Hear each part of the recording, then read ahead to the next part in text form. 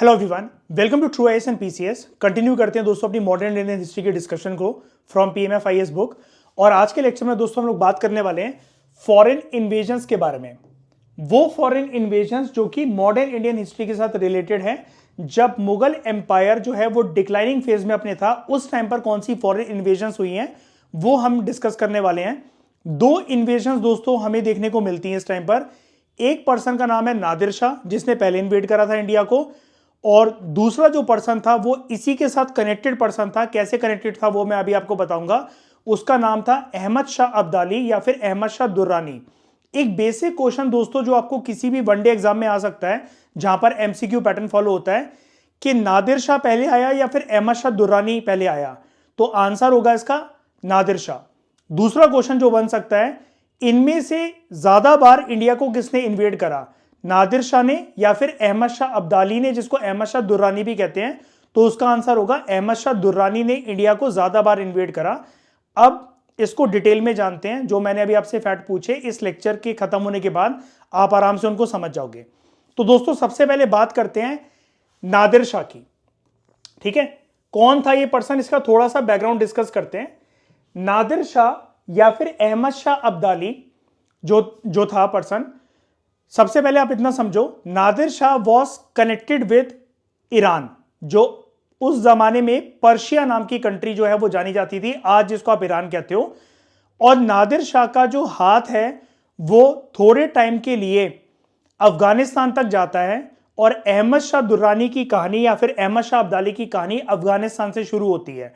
तो अगर मैं दोनों इन्वेडर्स का आपसे अगर अस्तित्व पूछूं या फिर उनकी जड़ पूछूं, तो आपका आंसर होना चाहिए Nadir Shah was connected to Iran initially, बाद में अफगानिस्तान, और Ahmad Shah Abdali was totally connected to Afghanistan. तो जानते हैं इन दोनों के बीच में लिंक, नादिर शाह और अहमद शाह अब्दाली के बीच में।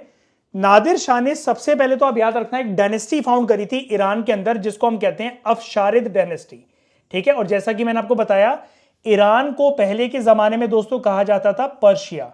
ठीक है, इसने ईरान को रूल कब से लेकर कब तक करा, तो आप एक चीज याद रखना, 11 साल तक इसने ईरान को रूल करा। इसका जो कार्यकाल था ईरान को रूल करने का वो 11 साल का था, 1736 से लेकर 1747 तक। तो 1747 में इसने रूल करना बंद क्यों कर दिया? अगर आप स्टोरी अगर खुद से बनाओगे तो आपको लगेगा बूढ़ा हो गया होगा या फिर इसका बच्चा आ गया होगा। ऐसा नहीं था। जिस अहमद शाह दुरानी या अहमद शाह अब्दाली की हम बात कर रहे हैं, वो इस नादिर शाह का दोस्तों राइट हैंड हुआ करता था। इसका वन ऑफ द एबलिस्ट कमांडर था, एबलिस्ट जर्नल था। तो पहले अगर आप यहां पर इसको देखो, एक बार के लिए नादिर शाह के टॉपिक को मूव करके अगर आप अहमद शाह अब्दाली के टॉपिक पर आओगे, तो इसमें आपको सबसे पहले लाइन मिलेगी अहमद शाह अब्दाली है, जिसको अहमद शाह दुर्रानी भी कहते थे या सिर्फ दुर्रानी कहते थे। वो वन ऑफ द एबलिस्ट जर्नल था नादिर शाह का, यानी कि नादिर शाह का राइट हैंड था, और अहमद शाह अब्दाली ने ही नादिर शाह का असैसिनेशन करा था। तो अगर मैं दोस्तों आपसे एक नॉर्मल सवाल पूछूं कि असैसिनेशन या मर्डर में फर्क क्या होता है, काफी स्टूडेंट्स इस सवाल को बता नहीं पाते हैं। मैं आपको बताता हूं, हमेशा के लिए एक चीज याद रखना, नॉर्मल अगर हम किसी भी पर्सन को मार देते हैं जिसका कोई पॉलिटिकल बैकग्राउंड नहीं है, या फिर कोई जो राजा या रानी की खानदान से बिलोंग नहीं करता है, उस नॉर्मल पर्सन की अगर हत्या हो जाती है, उसका जो मर्डर होता है उसको सिर्फ हम मर्डर कहते हैं। लेकिन जब किसी किंग, क्वीन या उनकी डायनेस्टी या किंगडम से कनेक्टेड कोई पर्सन होता है, या आज के समय में अगर आप बात करो कोई पॉलिटिकल लीडर है, कोई रूलर है, जब उसका मर्डर होता है तो उसके मर्डर को एक स्पेशल टर्म से दोस्तों डिनोट करा जाता है, उसको हम कहते हैं असैसिनेशन। तो आज के बाद इन दोनों टर्म्स में कभी आप कंफ्यूजन मत क्रिएट करना अपने दिमाग में। मर्डर नॉर्मल पर्सन का होता है, जब किसी खास पर्सन का मर्डर होता है तो उसको हम कहते हैं असैसिनेशन। ओके, इतनी बात याद रखना। तो नादिर शाह के बारे में दोस्तों बात कर रहे थे। कौन सी डायनेस्टी फाउंड करी थी इसने? अफशारिद डायनेस्टी। कहां पर फाउंड करी थी? ईरान, पर्शिया के अंदर। ठीक है, और कितने साल का इसका रूल था? 11 साल का रूल था इसका। ये 3 फैक्ट को याद रखना। रूल 1736 से लेकर 1747 तक। ठीक है, जब ये 1736 में ईरान में अफशारिद डायनेस्टी को फाउंड करता है, ठीक है, जब ये उसके तख्त पर बैठता है, तो इसने आज का जो अफगानिस्तान है उसके ऊपर भी अपना कब्जा जमा लिया था, लेकिन दोस्तों पूरे अफगानिस्तान के ऊपर नहीं। यहां पर क्या लिखा हुआ है, मोस्ट ऑफ अफगानिस्तान। कीवर्ड्स दोस्तों मैटर करते हैं, और अगर आप इनको अच्छे से नहीं पढ़ोगे तो इसी में आप फिर कंफ्यूजन क्रिएट करोगे खुद के लिए। प्रीलिम्स में आप स्टेटमेंट को डिकोड नहीं कर सकोगे या उसे एलिमिनेट नहीं कर सकोगे, राइट आंसर तक पहुंचने में आपको दिक्कत होगी। तो जैसे ही अफगानिस्तान के तख्त पर बैठता है 1736 में, ईरान के तख्त पर बैठता है अब शारे डायनेस्टी को फाउंड करने के बाद 1736 में, सेम साल इसने क्या करा, मोस्ट ऑफ द एरिया जो आज के समय में अफगानिस्तान का एरिया है उस पर भी अपनी हुकूमत जमा ली, और इसका असैसिनेशन करा गया था इसी के एबलिस जर्नल के द्वारा 1747 में। इसका कार्यकाल 1736 से लेकर 1747 तक है।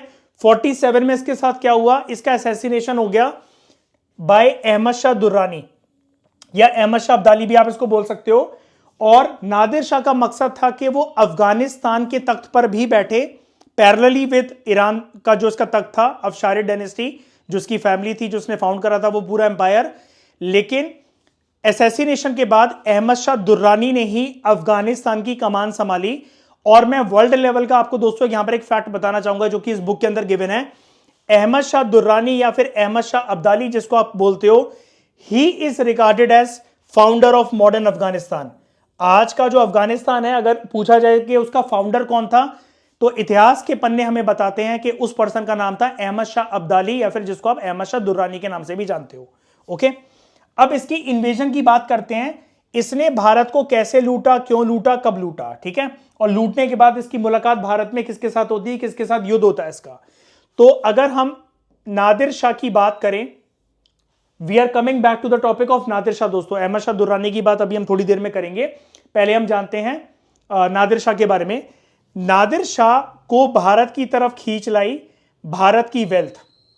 इंडिया उस जमाने में सोने की चिड़िया था, उसकी तारीफ इसने सुनी थी ईरान में, अफगानिस्तान में, और उसी वेल्थ को बेसिकली उससे अट्रैक्ट होते हुए ये इंडिया की तरफ आता है। अब क्या होता है दोस्तों, हिस्ट्री में हमेशा मैंने आपको बताया, जब भी मैंने आपको एंशिएंट इंडियन हिस्ट्री करवाई है, पूनम दलाल दहिया की बुक करवाई है, एनसीईआरटीज करवाई है, तमिलनाडु की एनसीईआरटीज करवाई है, हमारे देश में एक ज्योग्राफिकल टेरिटरी जो कि हमेशा खतरे से मंडराती हुई रही है, चाहे आप कितने भी पुराने प्राचीन इतिहास की बात कर लो जो कि भारत के साथ कनेक्टेड है, दैट इज भारत का नॉर्थ वेस्ट फ्रंटियर। यानी कि अगर हम यहां पर एक तरीके से अगर एक इंडिया की आउटलाइन बनाएं तो दोस्तों इंडिया का जो ये वाला हिस्सा होता है, कौन सा वाला, ये वाला नॉर्थ वेस्ट वाला जो इलाका है, ये कभी भी सिक्योर नहीं रहा, ठीक है। हमेशा इस पे शनि की साढ़े साती लगी रहती है। हमेशा जब भी इंडिया में, चाहे आप प्राचीन भारत की इतिहास की बात करो, मध्यकालीन भारत की इतिहास की बात करो, आप आधुनिक भारत की भी बात कर लो, तो हमारी सबसे ज्यादा दुश्मनी किससे रहती है, इस फ्रंटियर के पास कौन है, हमारा फ्रेंडली एनिमी पाकिस्तान। तो ये जो एरिया है ना, ये कभी भी हमारे देश के लिए शुभ नहीं माना गया। नॉर्थ वेस्ट फ्रंटियर हमेशा पास से लेकर अभी तक जब भी इन्वेजन देखी गई है, भारत के अंदर कोई भी घुसपैठ देखी गई है, वो नॉर्थ वेस्ट फ्रंटियर से ही होती है।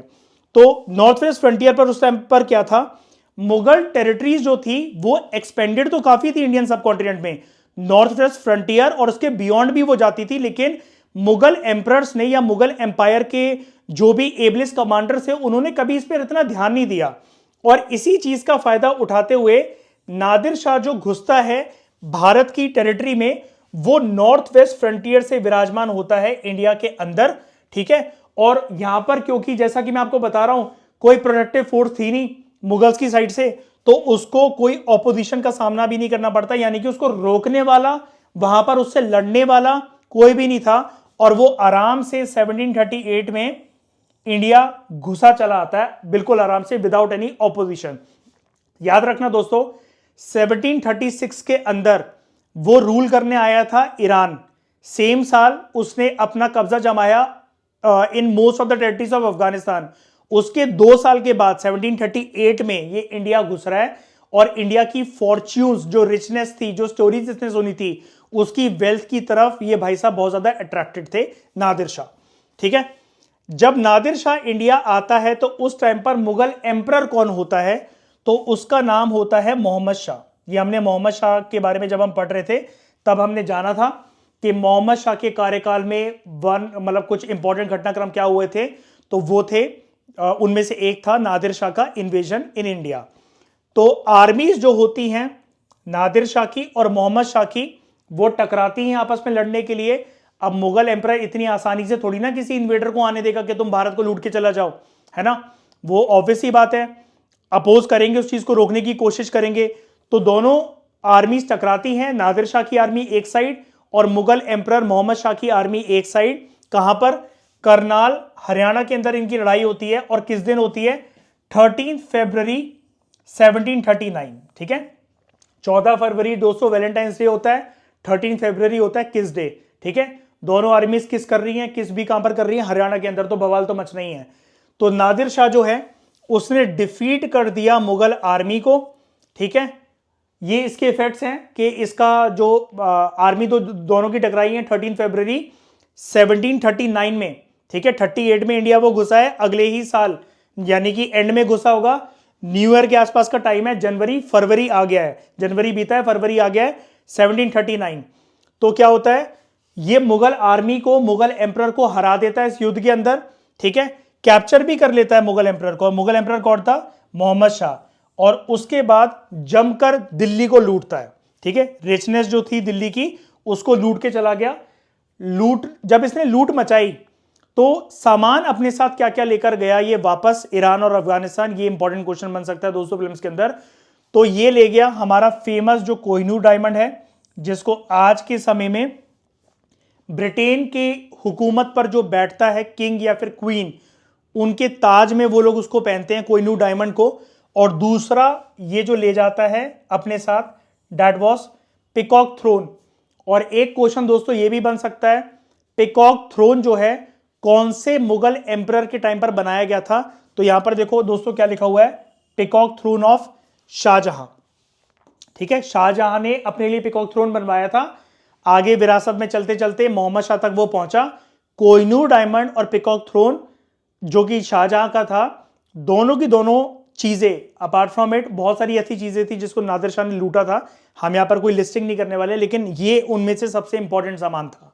ठीक है, उसके बाद नादिर शाह ने, जो मोहम्मद शाह था मुगल एम्परर, इसको इस चीज के लिए भी इसके ऊपर दबाव डाला। नादिर शाह ने मोहम्मद शाह को बोला, ये कहां से घुसा था नादिर शाह इंडिया के अंदर? नॉर्थ वेस्ट फ्रंटियर से। तो नादिर शाह मोहम्मद शाह को, जो कि मुगल एम्परर था मोहम्मद शाह, उसको बोलता है रिवर इंडस जो कि नॉर्थ वेस्ट फ्रंटियर पर है इंडियन सब कॉन्टिनेंट के, उसकी जो वेस्ट साइड की जो भी टेरिटरीज हैं वो सारी की सारी तू मुझे दे दे, ऐसा नादिर शाह ने मोहम्मद शाह से बोला। तो नादिर शाह डिमांड रखता है मोहम्मद शाह के सामने। अब डिमांड क्या रखता है, उसको देनी तो थी, मोहम्मद शाह की कोई औकात ही नहीं थी, बैटल में तो हार ही गया ये करनाल के बैटल में, जो कि 13 फरवरी 1739 को हुआ। तो नादिर शाह मोहम्मद शाह को बोलता है कि तुम्हारे एम्पायर की जितनी भी प्रोविंसेस हैं वेस्ट ऑफ रिवर इंडस, वो सारी की सारी तुम्हें मेरे हवाले करनी होगी। इसके अलावा दोस्तों मैंने अभी आपको बताया था कि जब नादिर शाह ईरान के तख्त पर विराजमान हुआ था आफ्टर फाउंडिंग दी अफशारिद डायनेस्टी, तो उसने अफगानिस्तान के ऊपर भी कब्जा करा था सेम साल। 1736 में अफगानिस्तान के ऊपर भी कब्जा करा, 1736 में इसने अफशारिद डायनेस्टी भी फाउंड करी। लेकिन मैंने आपको कीवर्ड्स के ऊपर फोकस करने के लिए बोला था, अफगानिस्तान पूरा इसके कंट्रोल में नहीं था। Most of present day Afghanistan, जो आज का अफगानिस्तान है, उसकी मोस्ट ऑफ द टेरिटरी पे कब्जा इसने करा था, सारी की सारी टेरिटरीज पे नहीं। तो उस टाइम पर जो मुगल रूल जो था या मुगल एम्पायर के जो फ्रंटियर थे वो थोड़ा बहुत अफगानिस्तान को भी टच करते थे, लेकिन मुगल एम्पायर के हाथ से एक तो रिवर इंडस के जो वेस्ट साइड के जो इलाके थे वो तो चली गए क्योंकि इसने डिमांड रखी थी ऐसी, और काबुल का भी लॉस हुआ। Kabul is capital of Afghanistan दोस्तों, तो वो भी जो था नादिर शाह के हाथ में आ गया। And areas west of river Indus, ये दोनों इलाके जो थे, ये इन रीजन के दोनों जो प्रोविंसेस थे, यहां पर सारे के सारे रिवर इंडस के वेस्ट साइड के जो भी प्रोविंसेस थे और काबुल, ये सारे के सारे नादिर शाह के हाथ में आ गए। और इसकी वजह से इंडिया के ऊपर, मुगल एम्पायर के ऊपर तो थ्रेट था ही, लेकिन इंडिया के ऊपर पर्टिकुलरली एक थ्रेट जो मंडराने लगा वो इस बात का था कि फ्यूचर में नॉर्थ वेस्ट फ्रंटियर से होते हुए भारत के अंदर और भी फॉरेन इन्वेजन दोस्तों हो सकती हैं। तो ये इंफॉर्मेशन आप याद रखना। आगे बढ़ने से पहले दोस्तों मैं आपको एक इंपॉर्टेंट चीज दिखाता हूं, जस्ट अ मिनट। आप लोगों ने एक मूवी देखी होगी दोस्तों, ऋतिक रोशन और कैटरीना कैफ की, बैंग बैंग, ठीक है? नहीं देखी है तो उसकी एक झलक जो है आपको देखनी पड़ेगी। एक इंपॉर्टेंट फैक्ट उसके अंदर छुपा हुआ है with respect to Kohinoor diamond. कुछ 10-15 सेकेंड की वो इंफॉर्मेशन है, लेकिन काम की इंफॉर्मेशन है। Just a minute.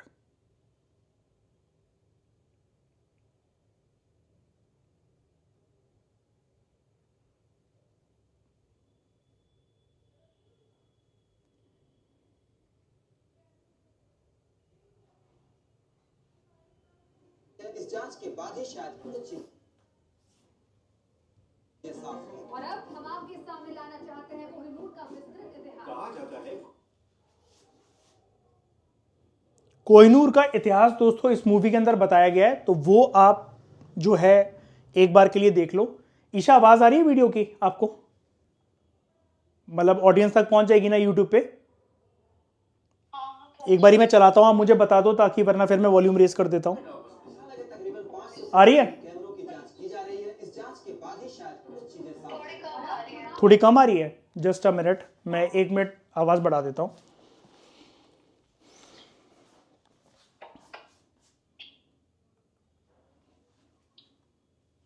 अब आ जाएगी। तो दोस्तों कोहिनूर का थोड़ा सा इतिहास यहां पर गिवन है, तो वो आप देख लो। क्या पता कौन सी इंफॉर्मेशन जो है कहां पर काम आ जाए। ईशा, माइक म्यूट करो, ठीक है? तो एक बार के लिए आप इसको देख लो। सामने लाना चाहते हैं कोहिनूर का विस्तृत इतिहास। कहा जाता है कोहिनूर का जन्म हुआ तमिलनाडु की धरती में और जवानी बीती दिल्ली, राजपूत। तो जो कोहिनूर का जो जन्म है दोस्तों, यहां पर हमें बताया जा रहा है कि तमिलनाडु की धरती में हुआ है, तो ये एक फैक्ट बन सकता है आपके लिए, ठीक है? जैसा कि अगर आप यहां पर सुनो, थोड़ी सी फास्ट बताया इन्होंने मूवी में, लेकिन आप फैक्ट इकट्ठा कर सकते हो, रोक रोक के वीडियो को देख लेना। जा रही है। इस जांच के बाद ही शायद कुछ चीजें साफ हों। और अब हम आपके सामने लाना चाहते हैं कोहिनूर का विस्तृत इतिहास। कहा जाता है कोहिनूर का जन्म हुआ तमिलनाडु की धरती में और जवानी बीती दिल्ली, राजपूत, मुगल, अफशारिद, दुरानी और सिखों के ताजों पर। जब अंग्रेजों ने भारत को लूटा और क्वीन विक्टोरिया बनी एम्प्रेस ऑफ इंडिया, तो भारत के ना चाहते हुए भी अंग्रेज अनमोल कोहिनूर को 7 समुंदर पार ब्रिटेन ले गए। खेद है मेरे को। बस इतनी सी इंफॉर्मेशन थी, इसको आप कंसोलिडेटेड वे में याद करके रखना, ठीक है? इसमें भी आया था ना कि दुर्रानी के टाइम पर भी वो घूमा था कोहिनूर, तो यहाँ पर अहमद शाह अब्दाली की बात हो रही है, इसलिए मैं आपको उसका दूसरा नाम बता रहा था, अहमद शाह दुर्रानी की बात, ठीक है? तो दोस्तों अहमद शाह दुर्रानी के बारे में मैं डिटेल में आपको अगले लेक्चर में बताऊंगा। उसी के साथ मैं यूट्यूब से आपको एक ट्रेलर है मूवी का पानीपत, जिसमें थर्ड बैटल ऑफ पानीपत की बात हो रखी है। संजय दत्त ने उसका किरदार निभाया है, अहमद शाह अब्दाली का, अहमद शाह दुर्रानी का। इसके बारे में दोस्तों हम जानेंगे अगले लेक्चर के अंदर। आई होप आपको डिस्कशन मजेदार लग रही होंगी। Thank you very much for discussion.